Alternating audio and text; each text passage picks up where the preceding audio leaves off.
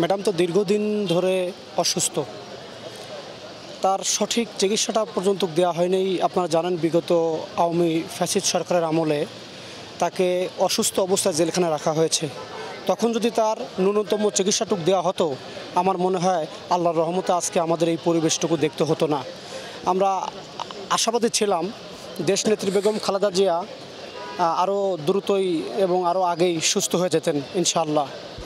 তবে আজকে আমরা যা দেখছি, সারা বাংলাদেশ সহ সারা বিশ্বের মানুষ, সব ধর্মের এবং দল মত নির্বিশেষে সকলে তার জন্য দোয়া করছেন ইনশাআল্লাহ।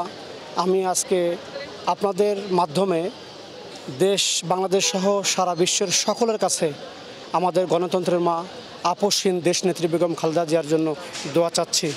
আল্লাহ যেন দ্রুত আমাদের দেশনেত্রী দেশমাতা বেগম খালেদা জিয়াকে সুস্থতা দান করেন।